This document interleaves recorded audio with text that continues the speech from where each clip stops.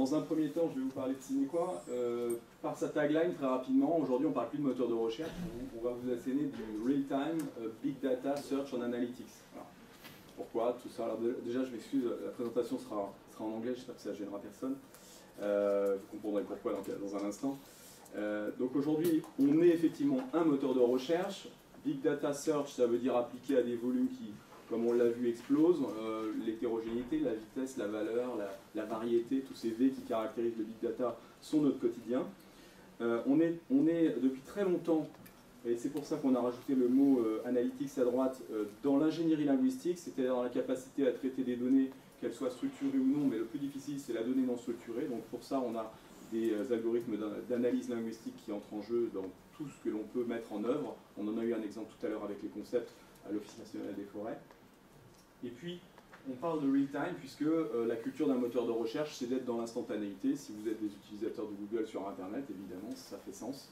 On veut l'info tout de suite. Et on veut également que cette info soit la plus fraîche possible. Voilà. Alors, en tant qu'éditeur, Sinequa est indépendant, on est français, effectivement, ça a été dit, on est même à 5 minutes d'ici à pied, hein, si vous voulez venir nous rendre visite à Presse Forum, vous êtes les bienvenus. Et on est également un petit peu présent en Angleterre, en Allemagne, et depuis cette année aux États-Unis, tout simplement parce que, avec une croissance de notre chiffre d'affaires de 46% en 2013, on s'est dit, allez, cette fois-ci on y va, on va s'installer là-bas. Et cette ouverture vers le marché américain sera également un plus, bien qu'on ne l'était pas encore jusqu'à fin 2013, sera un plus pour effectivement être dans les cadrans, les scopes, les waves de tous ces analystes qui font un peu la police dans le domaine des produits informatiques. Alors, à titre d'exemple, on est effectivement bien placé dans le cadran du Gartner 2014, qui est sorti il y a un mois ou deux, et on est justement la société européenne la mieux placée parmi ces quelques 10 ou 15 sociétés qui se trouvent dans ce cadran. Et il nous fallait une présence américaine pour aller un petit peu plus loin, donc on verra de quoi sera fait l'avenir. L'avenir et le passé, en deux mots, et ça c'est important par rapport à ce qui vient d'être dit et ce qui va être dit, c'est qu'il faut voir aussi les moteurs de recherche suivant une évolution qui est extrêmement importante. La volumétrie a été évoquée, c'est pas la seule, mais le fait est que Sinequa est un éditeur qui est sur la place depuis un certain temps, et qui a commencé il y a quelques années par indexer des centaines de milliers de documents. Et on avait des projets très novateurs, des projets déjà très intéressants à l'époque. Je vous rassure, encore un certain nombre de projets sont encore dans cette catégorie, donc des sociétés comme ici Bouygues ou le ministère de la Défense qui nous ont fait confiance sur des projets qu'on qualifiera encore de classiques aujourd'hui. Et puis de proche en proche, on est monté en puissance et on est monté en valeur également. C'est-à-dire qu'on voit que les derniers sujets, les derniers grands projets qui nous amènent, concerne effectivement l'indexation de milliards de documents pour des milliers, des dizaines de milliers de personnes. Alors évidemment, tous les projets ne nous amènent pas dans ces sommets, mais c'est caractéristique d'un mouvement d'entreprise qui montre que les moteurs de recherche ont un rôle à jouer majeur, y compris dans les très très grands comptes. Donc le cas sur lequel je ferai un focus tout à l'heure, c'est le cas d'AstraZeneca, et vous voyez, il est tout à droite, donc on expose évidemment l'un des plus beaux projets qu'on a pu connaître ces dernières années. Là, précisément, on est dans le Big Data. Alors, en règle générale, on a effectivement une politique plutôt de rencontre en général, pas uniquement, mais essentiellement, avec un produit unique qui adresse différents secteurs, que ce soit l'industrie, que ce soit la finance, que ce soit le secteur public avec l'ONF qui est ici, mais également différents ministères, la Commission européenne, etc. Et puis quelques applications sur le web. Si vous faites vos courses sur du commerce ou sur le Drive de Leclerc, vous allez également utiliser notre moteur. Donc voilà, un produit qui est déjà déployé à différents endroits et qui va se paramétrer en fonction des usages. Alors, quel est le point commun de tous ces projets, de tous ces secteurs? Eh bien, c'est effectivement le patchwork informationnel que connaissent les entreprises. C'est-à-dire que quel que soit le secteur, quelle que soit la typologie d'entreprise à laquelle vous appartenez, vous avez certainement ces différentes typologies d'informations qui sont éparpillées, qui sont éparses. On l'a bien vu tout à l'heure. Donc des données en bleu qui sont en fait, alors il y a un code couleur qui n'est pas légendé ici. Le bleu, c'est les données non structurées. En vert, les données structurées, les ERP, les bases de données, les outils BI et j'en passe. Et puis, on fera un focus dessus. Les bulles qui sont en rouge, ce sont les bulles orientées personnes. Réseaux sociaux d'entreprise, mais également les wikis, les blogs, les forums, les annuaires d'entreprise. Et donc, toutes ces choses-là sont des choses qu'on est susceptible d'appréhender. En tout cas, c'est notre vocation. Ça va être l'idée, un petit peu dans l'esprit de ce qu'on a vu tout à l'heure, venir appréhender l'ensemble de ces données et de fournir un point d'accès unifié à toutes ces données à la fois. Donc ça reste finalement la définition même d'un moteur d'entreprise. Et on verra comment tordre ce modèle-là à des fins collaboratives. Alors Alors pour parler maintenant de la solution repose en réalité sur trois strates très importantes.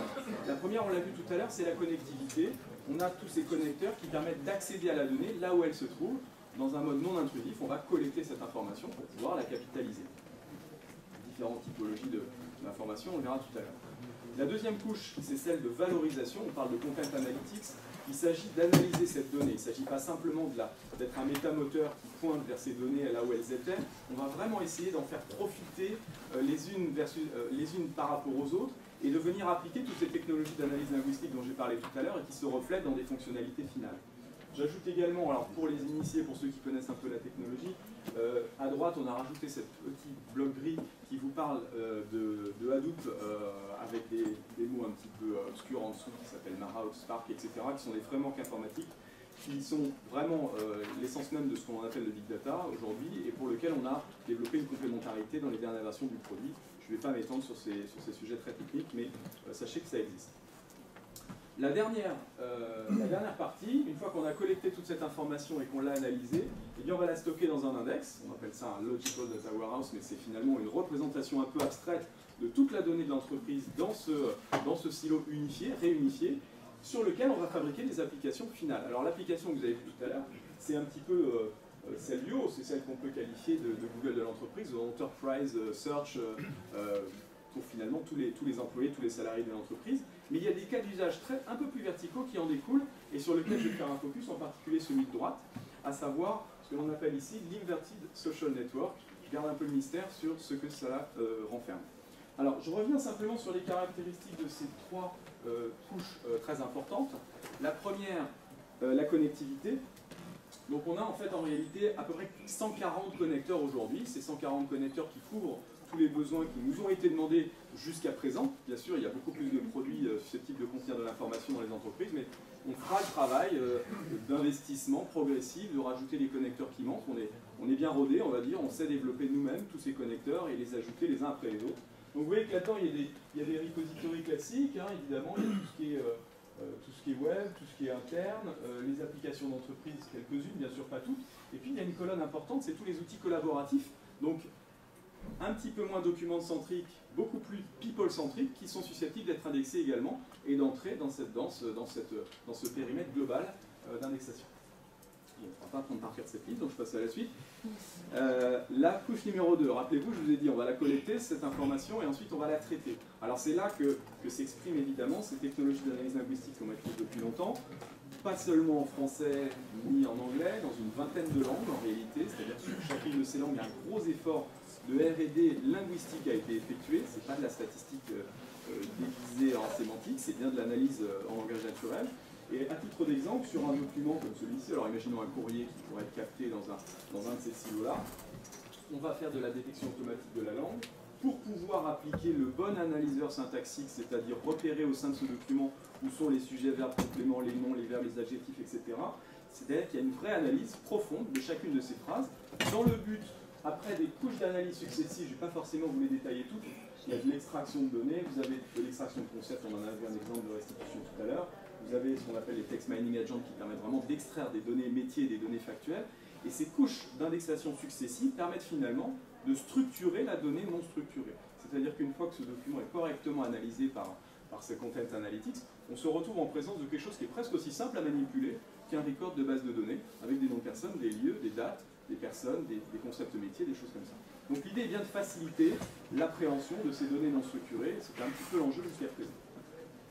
Pour terminer, la restitution, ça va donner des interfaces, vous en avez tout à l'heure, c'est de l'ONF, quelques éclatés d'écran ici qui correspondent à différents cas d'usage, et je ne vais pas les détailler, puisque je vais faire un focus maintenant sur un cas d'usage particulier. Alors le thème aujourd'hui, c'est quelle complémentarité entre justement les outils collaboratifs et les moteurs de recherche documentaires, historiquement. Le premier usage auquel on pense, c'est donc que un certain nombre de réseaux sociaux, d'outils collaboratifs sont déployés ou en cours de déploiement dans les entreprises. Ça permet de créer des documents et puis des commentaires, de se mettre en relation les uns avec les autres. Ça permet d'afficher le fait que l'on est compétent dans un domaine et puis on échange avec ses pairs, avec des gens qui ont les mêmes centres d'intérêt. Et puis d'appartenir à des communautés, et puis continuer à partager ces choses-là. Donc on a vu tout à l'heure que dans la famille de connecteurs d'indexation, eh bien, on a la capacité d'indexer ces choses-là. Le moteur de recherche prend le relais, on va indexer ces informations, les organiser au même titre que les autres documents, et puis dans ce périmètre documentaire, on a vu qu'il n'y avait pas que des réseaux sociaux, il y a aussi des silos de données physiques, de la gestion de contenu documentaire. Donc là, on va appliquer quelque chose, la brique de base, c'est la capacité d'extraire des personnes et dans leur contexte, c'est-à-dire de comprendre que cette personne, autour de cette personne, gravit tout un environnement informationnel. Donc finalement, la capacité, on va le voir tout à l'heure dans l'exemple d'AstraZeneca, la capacité de trouver un expert grâce à des documents dans lesquels il est mentionné, sera en fait un catalyseur pour venir améliorer l'usage des réseaux sociaux. Quand vous lancez un réseau social, si vous dites aux gens, allez-y, aidez vos voisins, rendez service à votre voisin en disant en quoi vous êtes compétent, vous êtes sur un flop assuré. Les gens ne viennent pas spontanément au bureau le matin pour aller aider leurs confrères et leurs conjoints parfois aussi, mais en tout cas leurs confrères ou leurs collègues. Par contre, s'il y a un moyen connexe de dire attention, si vous montiez de 2 étages ou si vous alliez à telle distance par un présentiel quelconque, contactez monsieur Untel parce qu'il est compétent sur le sujet sur lequel vous êtes en train de travailler, là il y a un gain d'efficacité évident et évidemment un passage à l'échelle sur les grandes sociétés qui se manifeste de façon efficace. Donc on va le voir maintenant très concrètement avec un cas qui est AstraZeneca. AstraZeneca, c'est une des premières sociétés pharmaceutiques mondiales. Il y a entre autres 15 000 personnes qui travaillent à la R&D dans cette société. Et la problématique était donc la suivante. Ils ont commencé par nous dire, bah voilà, nous on a 200 millions de documents à indexer, probablement, on a fait l'inventaire. On pense qu'il y a à peu près 40% de ces 200 millions de documents qui sont présents en interne, tous les documents d'entreprise, les comptes rendus, les études, les trials, tout ce que vous voulez, les brevets, des choses qui sont manipulées en interne. Et puis des données qui sont également accessibles uniquement sur Internet grâce à des bases de données scientifiques, des choses payantes, etc. Donc tout ça, ça vous donne un patrimoine informationnel de 200 millions de documents. Et là, ils nous ont dit, bah, écoutez, on va faire un truc, ça serait très bien effectivement que votre moteur de recherche puisse indexer ces 200 millions de documents, mais moi, ce qui m'intéresse encore plus, c'est de faire profiter, c'est de tirer bénéfice de l'indexation de ces 200 millions de documents pour mieux comprendre quelles sont les compétences de mes experts dans mon organisme. C'est-à-dire, est-ce que finalement, chacune de ces personnes n'a pas une empreinte informationnelle dans ces 200 millions de documents? Donc je déroule assez rapidement la synthèse. L'idée, ça va être de chercher ensuite un sujet qui est votre sujet d'intérêt du moment, de retrouver des personnes, et ensuite de rebondir de personne en personne pour vous faciliter le travail, fabriquer des équipes projets, se mettre en relation, travailler collectivement plus efficacement. Alors, la cinématique complète, je vais vous la faire ici. Alors, je ne la déroule pas sur cette slide parce qu'on va la voir plus précisément maintenant.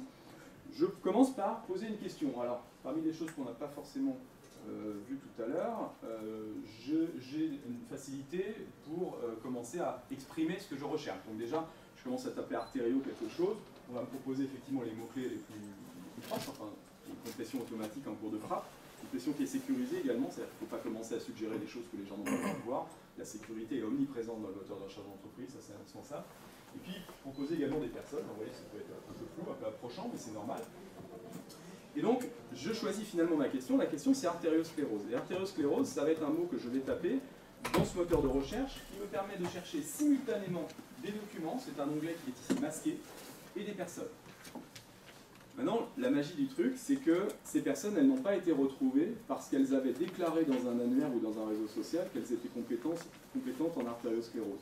Elles ont été détectées parce que le moteur a fabriqué cette fiche d'identité de la personne en inférant que, grâce à tous les documents dans lesquels ils sont cités, évoqués, auteurs, etc., eh bien, ces personnes-là sont certainement compétentes sur cette famille de maladies. Donc on ne voit pas de toute façon, c'est un petit peu flou, mais c'est pas grave. Cette famille de maladies, cette famille de médicaments, ces gènes, ces principes actifs, ces marques, ces publications, etc. Donc le moteur est vraiment, finalement, va tirer profit de ce gisement informationnel pour calculer automatiquement ce profil utilisateur. Donc on n'est pas dans un mode déclaratif, on est vraiment dans la proposition. On pense que cette personne a ce type de compétences. Et entre autres, on a trouvé l'artériosclérose comme étant un de ces sujets, peut-être du passé, ou j'en sais rien. Et donc on va trouver cette personne-là. Alors, on verra tout à l'heure dans les 13 applications, parce que ça c'est finalement le premier jet qu'on avait fait avec AstraZeneca, qui a été remanié depuis.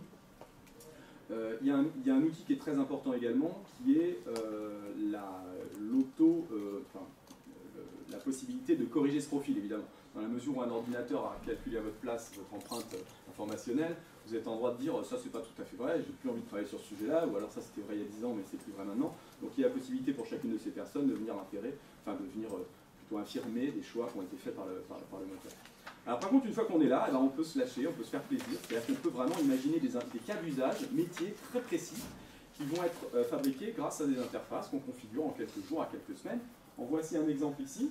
Là, on est en train de fabriquer une sorte de matrice de compétences par rapport à un certain nombre de personnes qui ont été trouvées.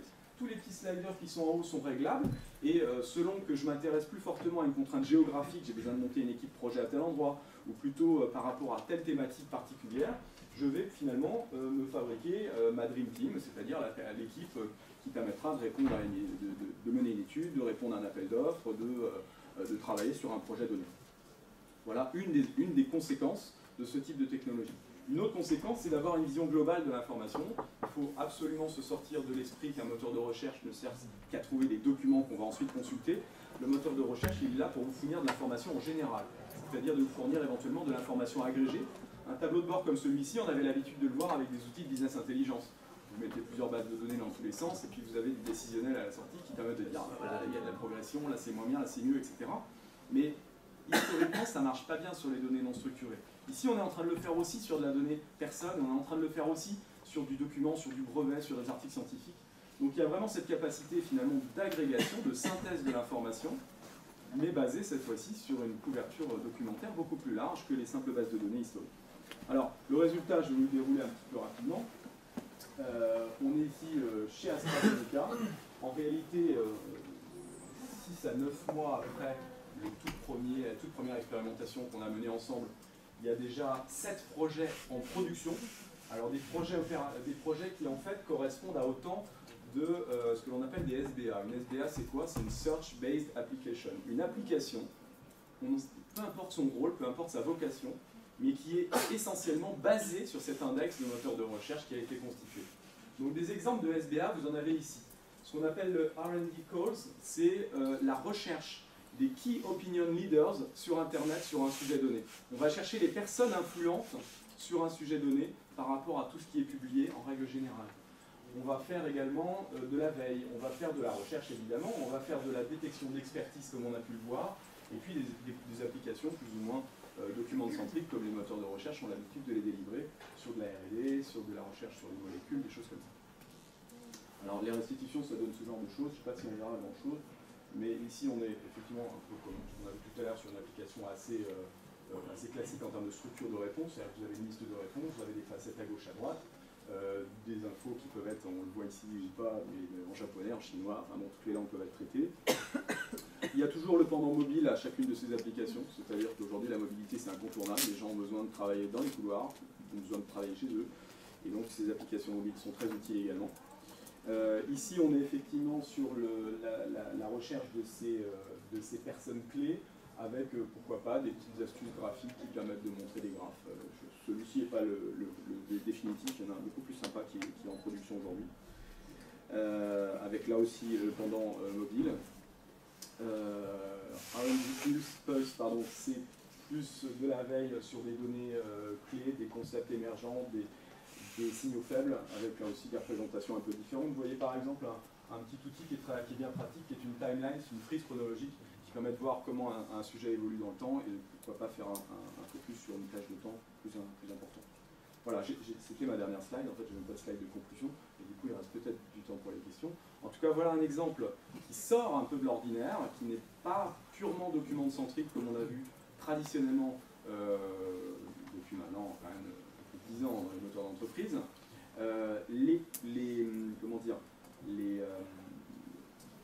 Les postulats de base du moteur de recherche d'entreprise sont respectés.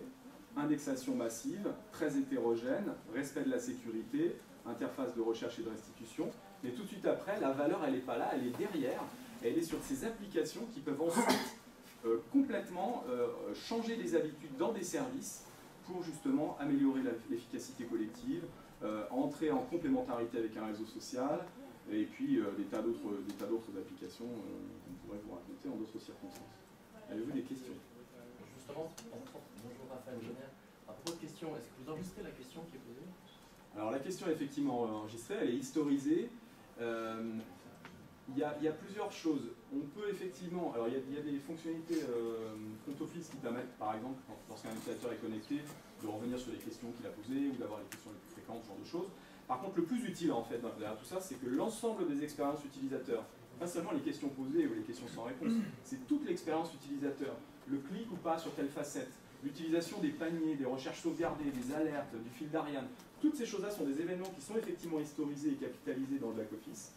Et c'est un outil qui permettra à l'administrateur fonctionnel de faire vivre justement son moteur de recherche. C'est-à-dire que si on se rend compte par exemple qu'une facette n'est pas utilisée, il y a deux possibilités. Soit c'est une facette qui est complètement inutile, il faut arrêter de la présenter à l'écran, donc on va dans le back-office, on la décoche et elle sort. Soit au contraire, elle n'est pas mise suffisamment en valeur parce qu'elle devrait être mieux perçue et on la remonte plus en haut à gauche ou j'en sais rien.